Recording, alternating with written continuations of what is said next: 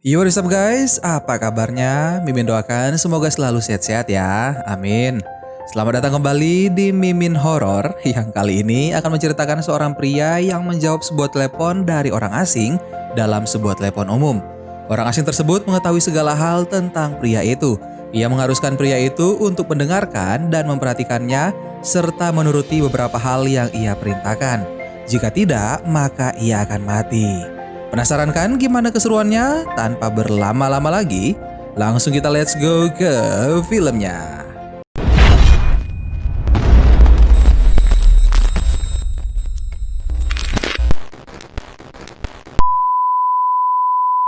Film diawali dengan menampilkan ribuan penduduk kota New York yang sibuk dengan telepon seluler masing-masing. Di antara banyaknya penduduk New York, masih ada beberapa orang yang terbiasa menggunakan telepon umum.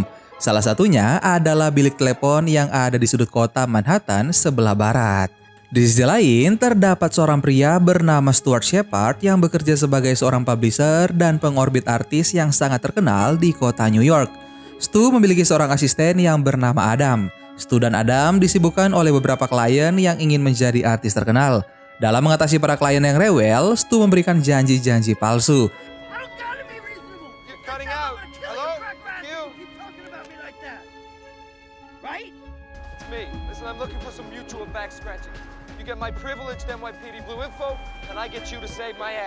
Stu pun berjalan menuju bilik telepon umum.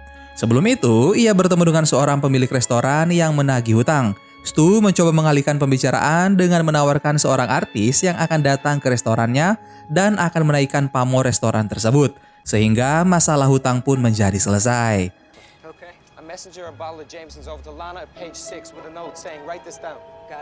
Stu memberikan uang pada Adam untuk digunakan membeli pakaian.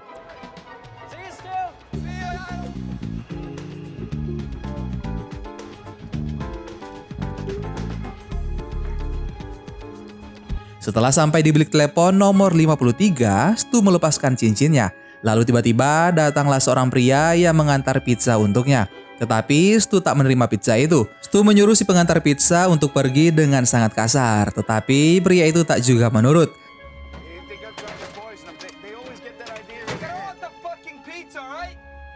Sehingga Stu pun marah lalu memberinya $5. Si pengantar pizza pun pergi dengan perasaan tersinggung dan sangat sakit hati. Stu kemudian menelpon selingkuhannya yang bernama Pamela. Stu sengaja menelepon menggunakan telepon umum agar istrinya tak mengetahui bahwa ia selingkuh.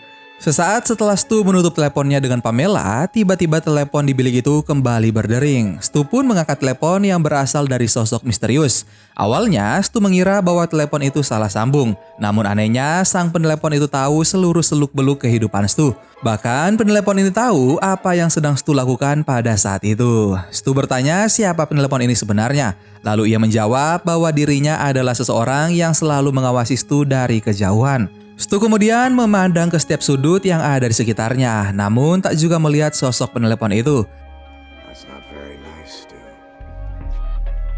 Si penelepon berkata bahwa ia akan menghubungi Kelly, istri Stu, dan memberitahukannya tentang perselingkuhan yang Stu lakukan di belakangnya. Setelah itu, telepon pun diakhiri oleh sosok misterius tersebut.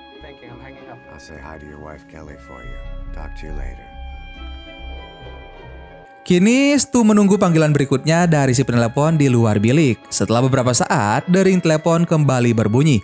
Dengan ragu-ragu, Stu mengangkat telepon itu lalu terdengarlah suara misterius itu lagi. Si penelepon meminta Stu untuk mengaku pada Kelly dan juga Pamela, namun Stu menolak. Maka si penelepon kemudian menghubungi Pamela yang langsung terhubung dengan telepon Stu.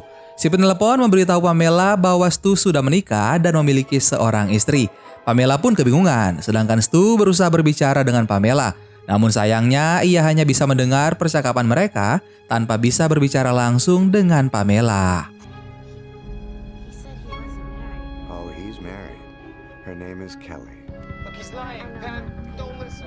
Tak lama kemudian datanglah seorang wanita yang bernama Felicia yang ingin menggunakan bilik telepon itu. Felicia memaksa Stu untuk bergantian. Stu yang terperangkap pun tak bisa apa-apa. Ia menyuruh Felicia untuk pergi dan mencari bilik lain. Si penelpon tertawa melihat kejadian itu. Stu pun memohon padanya untuk tidak memberitahu Kelly tentang perselingkuhannya dengan iming-iming uang ribuan dolar. Tetapi penelepon itu tetap pada pendiriannya, ia hanya ingin Stu mengaku dan masalahnya selesai. Bullshit. Go in a restaurant or someplace, but get lost. This is my phone.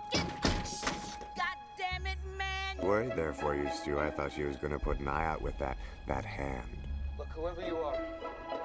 Or do I have to? No.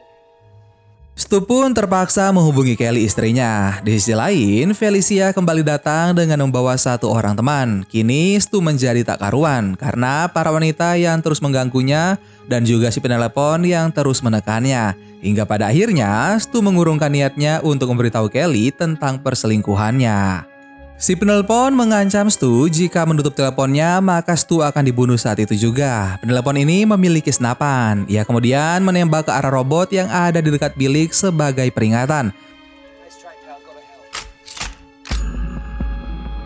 Now. 3. Oh, Stu, look at everybody. Tembakan itu terjadi tanpa adanya suara, sehingga orang-orang di sekitarnya tak menyadari hal tersebut. Stu pun semakin panik dan juga ketakutan. Seorang penjual robot memarahi Stu karena mengira bahwa Stulah yang menghancurkan robot jualannya. Maka Stu terpaksa membayar ganti rugi. Si penelpon menyuruh Stu untuk melihat laser yang ditujukan pada tubuhnya. Penelpon itu juga menceritakan kejadian yang dulunya pernah ia lakukan pada beberapa penipu seperti Stu. Di sisi lain, Felicia dan teman-temannya mengajak seorang pria yang bernama Leon untuk melawan Stu. Leon menyuruh Stu untuk mematikan teleponnya dan keluar dari bilik. Tetapi si penelpon melarang Stu untuk melakukannya. Kini Stu berada di posisi maju salah, mundur pun salah. Ia menawarkan uang $120 tetapi Leon ingin $500. Stu hanya bisa berlindung di balik bilik sedangkan Leon kini semakin menantangnya dengan memukul kaca bilik. I can help you, Stu. Leon kemudian mengambil kayu. Kemudian si penelpon menawarkan bantuannya pada Stu, yaitu dengan menembak Leon. Leon yang sudah lama menunggu kemudian menghancurkan kaca bilik, lalu menarik Stu dan memukulnya. Tapi tiba-tiba si penelpon itu menembak Leon tepat mengenai punggungnya.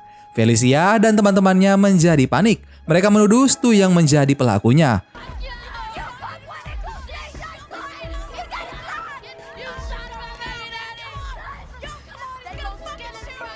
Stu pun berteriak membela diri dan ia menyalahkan si penelepon karena sudah membunuh Leon. Stu kemudian menelepon 911. Hal itu membuat si penelepon marah lalu menembak telinganya. Appearances can be deceiving. I mean, I may look confident, but I'm really actually just crying out for help.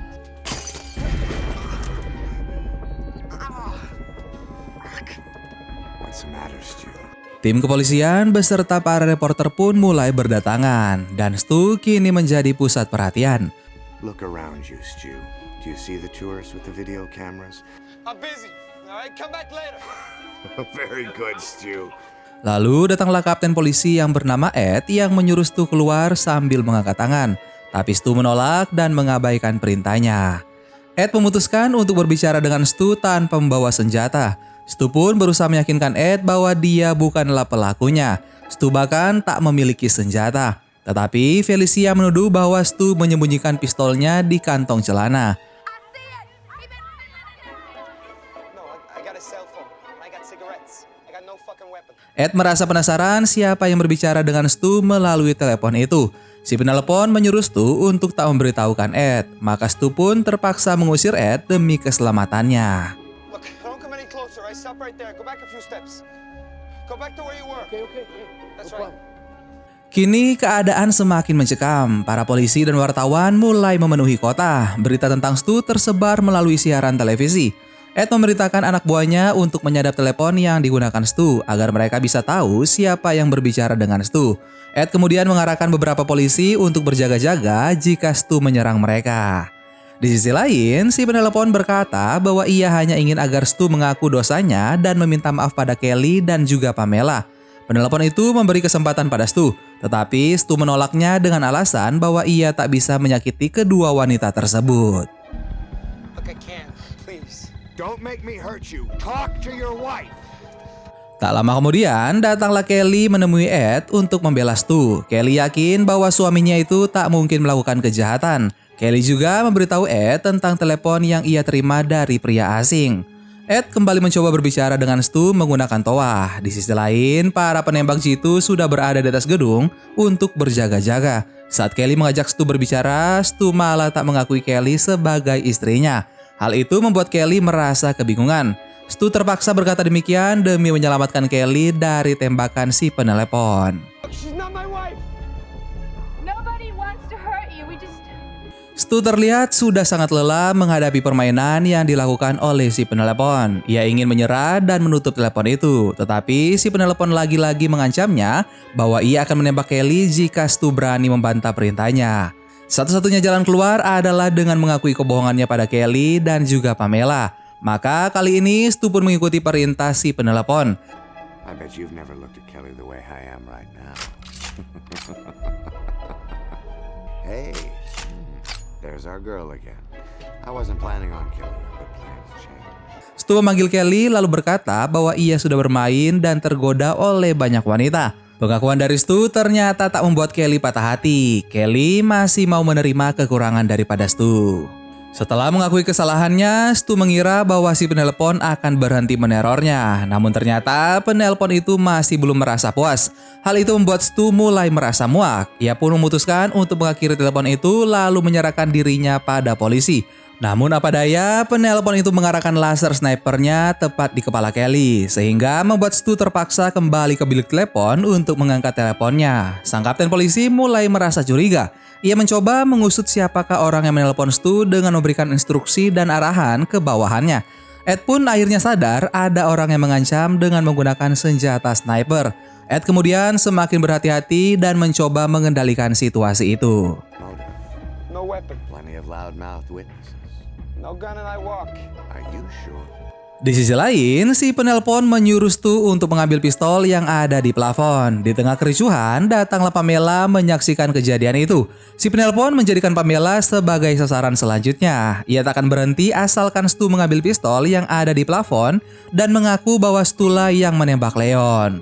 Stu hanya menyentuh pistol itu lalu menarik tangannya kembali. Ia mengambil cincin pernikahannya dengan Kelly yang terjatuh lalu secara diam-diam menelpon Kelly. Kelly pun segera mengangkat teleponnya lalu memberikan ponselnya pada Ed. Stu berbicara dengan si penelpon dan berharap Ed mendengarkan percakapan mereka. Ed akhirnya mengetahui bahwa dugaannya terbukti benar. There's a guy, he sounded like mid-30s. Mr. Shepard, you know it'll be safe if you got back in the car, okay? Give me sharpshooters looking at those windows. Got it, Captain. I'm gonna buy you some time here. Setelah melewati drama panjang antara Stu dan si penelpon, pada akhirnya Stu pun mengakui perbuatannya yang menipu para klien. Stu berpesan pada Adam untuk jangan menjadi jurnalis seperti dirinya. Stu selama ini adalah manusia yang penuh kepalsuan. Baju dan jam tangan yang ia kenakan bukanlah barang asli. Stu bahkan tak bisa menghargai Kelly yang selama ini mencintainya sepenuh hati. Stu memperkenalkan Pamela pada Kelly dan perselingkuhan yang ia lakukan bukanlah kesalahan Pamela karena Stu berbohong bahwa dia belum menikah. Di lubuk hati Stu yang terdalam, ia sangat mencintai Kelly dan menyesali semua perbuatannya selama ini. Stu pun menangis sehingga menarik simpati dari banyak orang. Setelah kejadian mengharukan itu, Ed mendapat kabar bahwa tim penyadap menemukan lokasi si penelpon. Ed memerintahkan mereka untuk mengepung tempat pelaku dan menangkapnya dengan segera. Ed menyuruh Stu untuk tetap berbicara dengan si penelpon agar tim kepolisian bisa menangkapnya. Stu pun menuruti perintah Ed dan ia memperingati si penelpon bahwa polisi akan segera menemukannya. Si penelpon kembali mengancam akan membunuh Kelly jika hal itu benar-benar terjadi. Take someone with me, don't I? And since Kelly is the most important thing to you in your life, I'll take her. Take me! Stu pun mulai panik lalu nekat mengambil pistol yang ada di plafon kemudian menantang si penelpon untuk menembak dirinya saja. Maka polisi pun menembak Stu dengan peluru karet agar sang pelaku tidak menembak mati Stu lebih dahulu.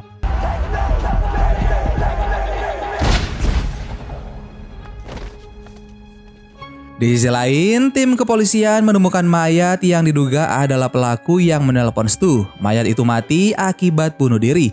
Para polisi membawa si pelaku untuk ditunjukkan pada Stu yang ternyata adalah si pengantar pizza. Down there trying to deliver me a pizza 10 minutes before I got the call. Yeah. Ketika Stu berada di dalam ambulan, dia diberikan suntikan penenang yang membuatnya pusing dan tak sadarkan diri. Namun sebelum dia tak sadarkan diri, muncul seseorang yang membersihkan sepatunya dengan suara khas yang dikenal oleh Stu.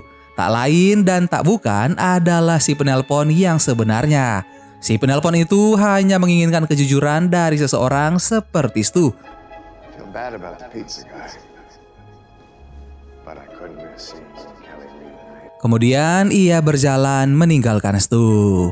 Dan film Ponbot pun selesai. Gimana guys, film kita kali ini sungguh sangat membagongkan. Silahkan kalian komen di bawah ya. Terima kasih banyak buat kalian yang sudah nonton video ini sampai akhir. Sampai ketemu lagi bareng Mimin Guanteng di film-film seru selanjutnya. Dan jangan lupa subscribe dan nyalakan notifikasi channel Mimin Guanteng. Dadah.